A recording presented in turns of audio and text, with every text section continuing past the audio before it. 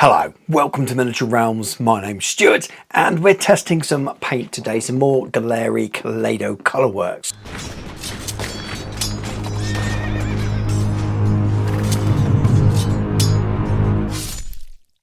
Miniature Realms is proudly sponsored by Counter-Attack Bases.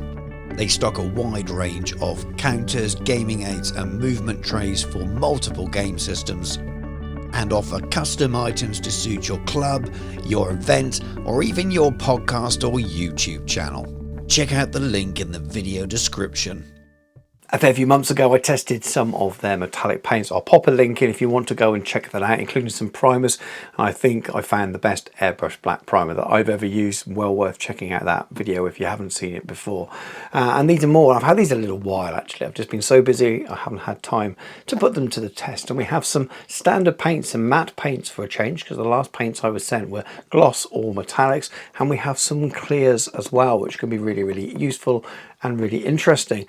Stick around to the end of the video to find out how you can win a Advanced Series Seeker that Gaahleri have kindly provided in order to give to you. But you have to hang around to the end and I'll tell you how you can go about getting hold of this. And many of their products as well are coming up in the Prime Day sale, which is international now. Lots of deals in the UK and US, and I think in other parts of the world as well. But anyway, let's take a look at the paints. So these are the two sets I'm going to be taking a look at in this video today. I'm not going to get out every one of the 24 paints and show them all off, just make the video a little bit too long, but maybe go for half of each set just to give enough of a feel for how well they go through the airbrush, the coverage and all the important things like that. The packaging is pretty good, not super important as always, but it's good thick card, it's well packaged and you can see all the stuff that you get in the box. On the back, inside the boxes, you always get a small bit of foam protecting them, stopping them from moving around, and a little colour guide. And these sets also have a little bit of clean, a little bit of thin to get you started. So I'm going to start with the white, something that is quite often hard to get a smooth coat through the airbrush. It's quite a challenge. With all of the matte colours, just in case I forget to say, I'm popping a little bit of their thinner in, a tiny amount, probably only 1 to 10 with the paint. And as you can see, this is going through super easily. It's on about 20 psi my compressor, but I guess that doesn't really matter. Now I'm using that same white also over the tops of black. Before it was over a little bit of grey, which I pre-prepared just to show you that the coverage over the top of what would be a harder challenge overall. So it covers super well and really impressively smooth, if I'm honest with you. So I have a number of spoons here. Some are already just plain black and some I had black with a little bit of grey on just to help the boost the white, because I really wasn't sure how these colours were going to work before I started using them, but I'm very happy with the white. It's something that I would consider picking up to use as a white to go through the airbrush, because it's that smooth and that easy to use, and it is quite high praise for a white. Sometimes there's some real struggle to get them to go through the airbrush. If you like doing your zenithal highlights because you follow my channel, then maybe looking at some of these whites might be the way to go after you've already primed your black. Next up we have the red. They don't have any fancy funky names, they're just red matte, that kind of colour. They're not designed for miniature paints per se, they're designed for a wide range of hobby uses, so you don't have any of those kind of names that relate to some war games and things like that. And because of that, the ranges are a little bit limited still, because if you're painting a red car, sports car or something model, then this might be perfect. But if you're painting miniatures, quite often you want lots of different tones and hues and things. But as you can see, the coverage is exactly the same as it was with the white. Really smooth, really strong. I've got loads of control and able to sort of build it up towards the higher end of the spoon there. These are good. These are really impressive. Next one is a wood color, they've called it. It's almost a fleshy brown color. Same deal again. There's the consistency between these different colors is the same. I'm not finding one easier or harder to go through the airbrush, which you often find with your mixes of pigments and the way that paints are manufactured. They're often very different mixes just to get them to work. Out of the ones that I tried, the consistency was incredible. And I don't just mean the viscosity consistency, I mean the consistency of the way they apply to paints. This is orange, often another really problematic color, something that's hard to get good coverage. Right back into the early days of digital paint, the orange was just useless. You couldn't get it to cover anything. And this is going straight over black, which should be quite challenging, and again you can see that it's quite a smooth finish. I'm deliberately going harder to it, making it probably a little bit too wet to see how it can handle almost poor quality airbrushing by pushing too much paint on it before the previous layer's dried, and it's really doing quite well. Another colour that struggles, as we all know, moving on to yellow, and again the yellow can be really problematic as well, and it's covering over the black fine. The thinner layers to start with gives it a little bit of a strange greenish hue, but as it dries and as you build up the colours, the strong yellow colour really shows through. This is called rubber black. I'm not really sure the colour matches the description. It's more of a sort of a extra dark blackish blue, but it's a really nice colour, and again the coverage is just the same as it is for all the others. I'm still maintaining that tiny little bit of thinner just to help it go through the airbrush initially, but I'm not sure you need it. They are thinned very well, and I don't often say that with paints through the airbrush. This is the standard blue, much brighter, much more vibrant, almost a royal blue.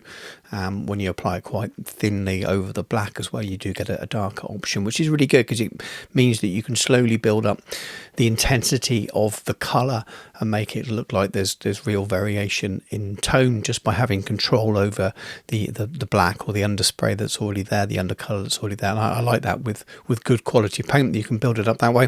And as you can see, when they're all dry, they are nicely matte. The colour is really strong across them all, really consistent, really smooth. I'm genuinely really impressed with these, and if these were a full range when I had sort of triads of each colour, I would be really excited to try them even more.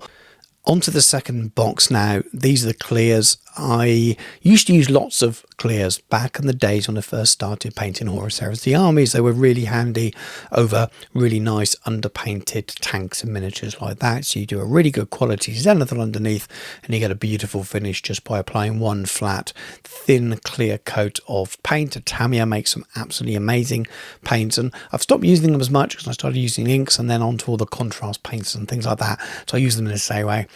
I'm going to start with red because it's something that's bright and punchy and shows up really well, and I did for the last colour. And these are all over the sort of underpainted spoons that start black on one end, have a bit of grey in the middle and go to white at the other end.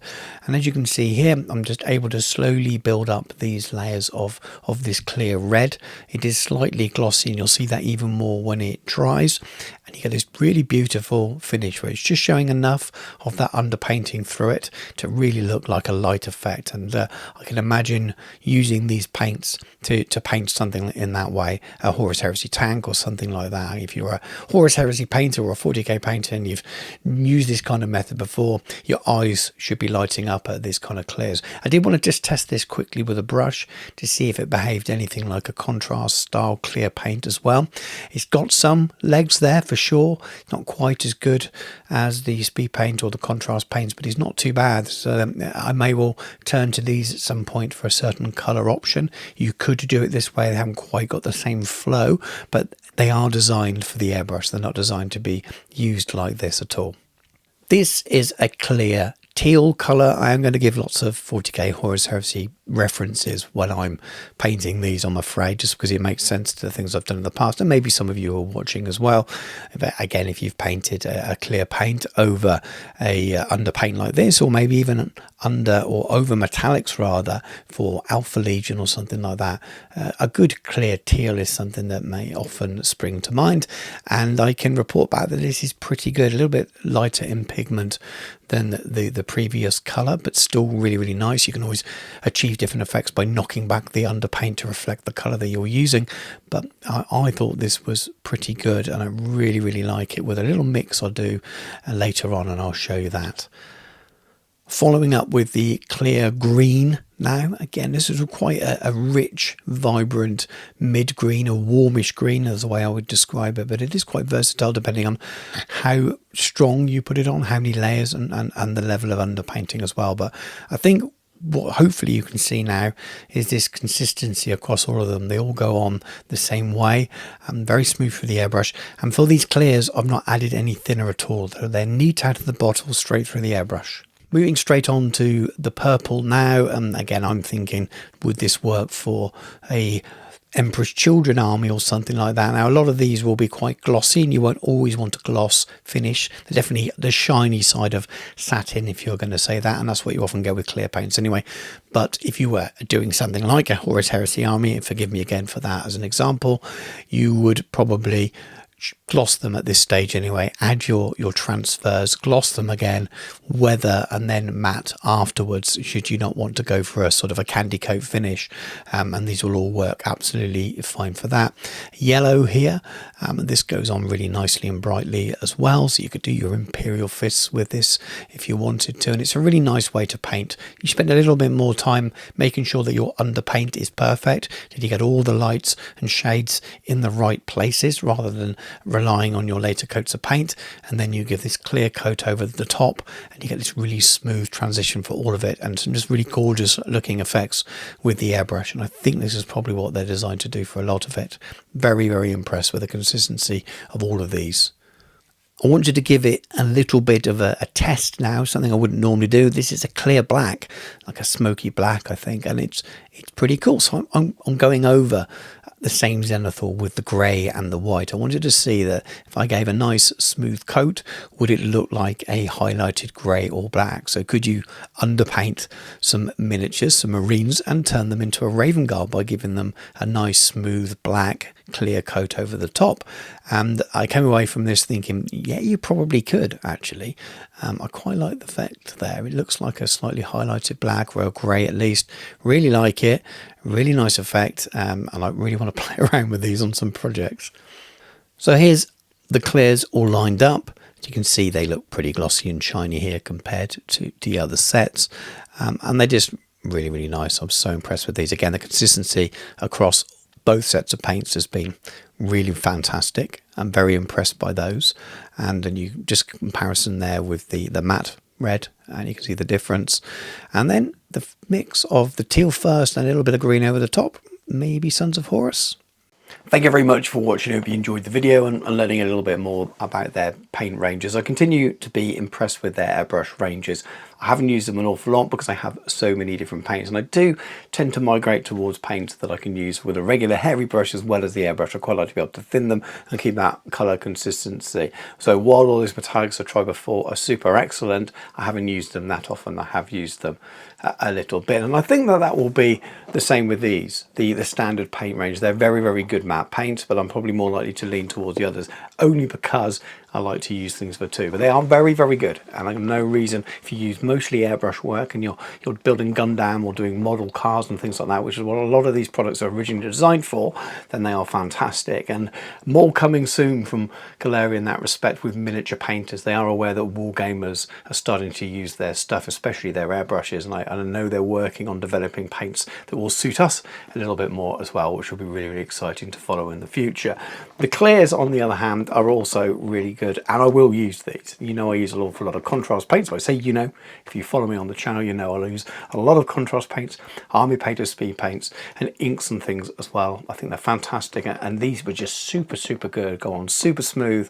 All their paints are super smooth through the airbrush, and I was so impressed with them. I'll be using them over metallics for heat plumes and things, and I've got some really fun ideas how to use them over underpainting, which I love to do for some armor and things and upcoming Space Marines, I think. So look out for a video very, very soon where I may even use a couple of these videos. I've been inspired while trying them today.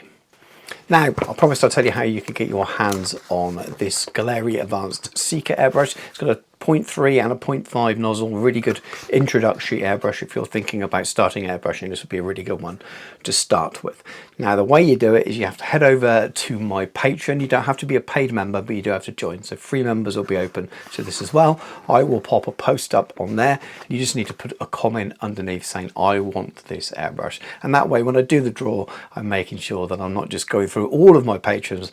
I'm selecting people that really, really want the airbrush, need the airbrush, can use the airbrush. So really simple, head over there now, sign up to the Patreon if you haven't already done so. As a free member you can do it. If you'd like to support me even further by paying me a little bit or something to support the work I do on the channel, then that would be really, really appreciated as well. I couldn't really do all the stuff I do, the wide range of different videos and topics, be that painting tutorials, reviews of paints like this, or even rulebook reviews, without the support of all my existing patrons. So any more support is always welcome. So thank you very much. Now, please also check out the channel sponsor, Counterattack Base. Loads of great gaming aids, including counters and custom dice. But thank you very much for watching. Take care, and I'll catch you soon.